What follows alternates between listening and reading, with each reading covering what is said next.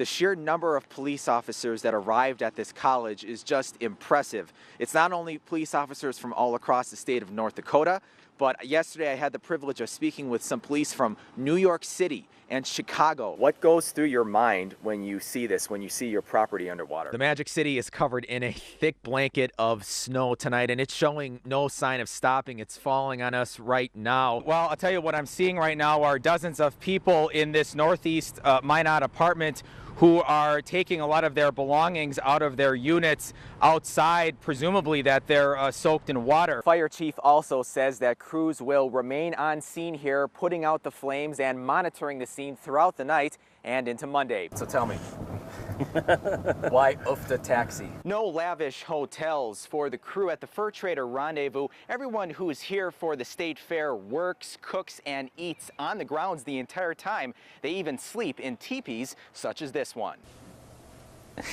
Well, good day, I say to you, Marcy. I am proud to be a part of the 46th annual Renaissance Christmas Feast.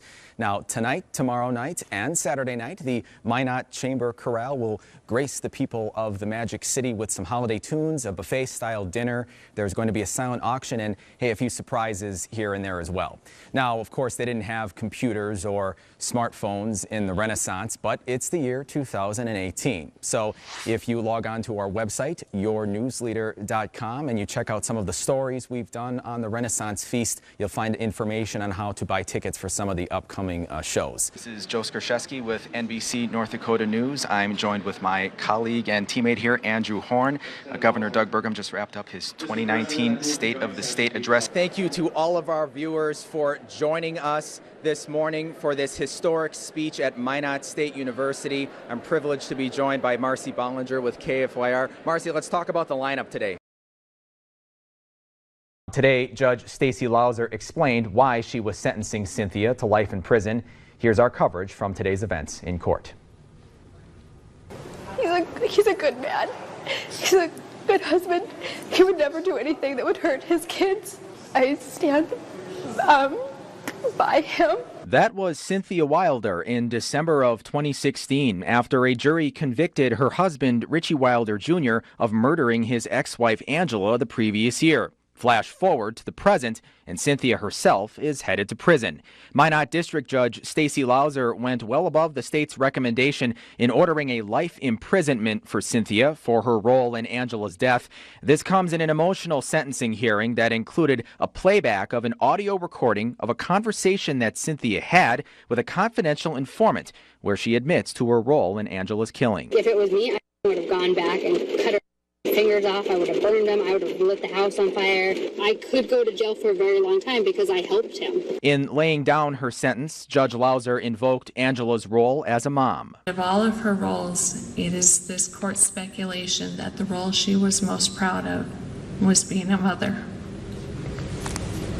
Because of your actions, Angela Wilder's children have forever been robbed of making memories, of sharing their joys, their triumphs, and their heartache with their mother. Cynthia took the stand to plead her case. I still want the very best for all of my children. I want them to be in a safe and loving home. Still, Judge Louser brought forth the harshest sentence. As to count 1, conspiracy to commit murder, to a sentence of life imprisonment without the possibility of parole. Richie is currently serving his own life sentence after being convicted of Angela's murder. Judge Louser also forbid Cynthia from having contact with Angela's family, including the children. Angela Wilder would have turned 33 this September. Prosecutors in Rolette County have filed a murder charge in Tuesday's fatal shooting. Joe Skurzewski headed to the Bell Court for an exclusive interview with the victim's family. I'm just trying to get through this. July 31st, 2018 would become one of the worst days ever for Claudette Pachant. She'd lose her beloved son, James, or Joey as loved ones called him, at the hands of 49-year-old Ronald Wu-Tan in a shooting that brought police from across the region to her small town. How's the rest of the family holding up? They're not. Claudette says she wants to know why it took so long for authorities to enter this home to attend to her son. My son is in there. He's dead. My daughter's left and my granddaughter's not in there, so why can't you guys go in there and get him? You know, I felt bad because my son laid there for that long. Rolette County prosecutors say it appears Pochant was dead before anyone called for help or police could arrive on scene. Rolette Police Chief Joseph Kaufman says authorities didn't know until at least 2 hours into the ordeal that there was a second subject in the house. At the beginning of it, we didn't know for sure what was going on. And, you know, our thing is you risk a life to save a life. Claudette says she believes Wu-Tan suffered from PTSD and alcoholism, which may have triggered the incident. You could say something to Joe. What would you say? I just want to hold you. And he has 2 boys and a wife. Joey, I miss you and I love you. Wu-Tan remains in custody on a $1 million bond. The sound of 100 police sirens took over the main drag through Rolla as the body of Deputy Colt Allery returned from Grand Forks. Later, amid the backdrop of a flag at half-mast, the Rolla community and law enforcement gathered together at Rolla City Hall for a candlelight vigil. I'm here to pay my respects to a fine officer who gave his life in the line of duty and upstanding citizen. The community honored Deputy Allery through song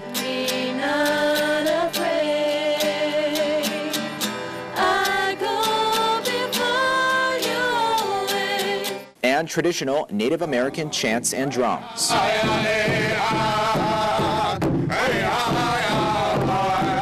Some mourners even made T-shirts commemorating this fallen hero. We have such a small community and everyone's kind of tight-knit together, everyone knows everybody, and it's such a small community that one thing happens, everybody gets involved. Friends and neighbors coming together as one community to remember a life. We ask you, Lord, to allow this to be a moment of grace for all of us to realize just how fragile we are. The mourners then walked across Rolla to the public school with the help of a police escort. In Rolla, for NBC North Dakota News, I'm Joe Skurzewski.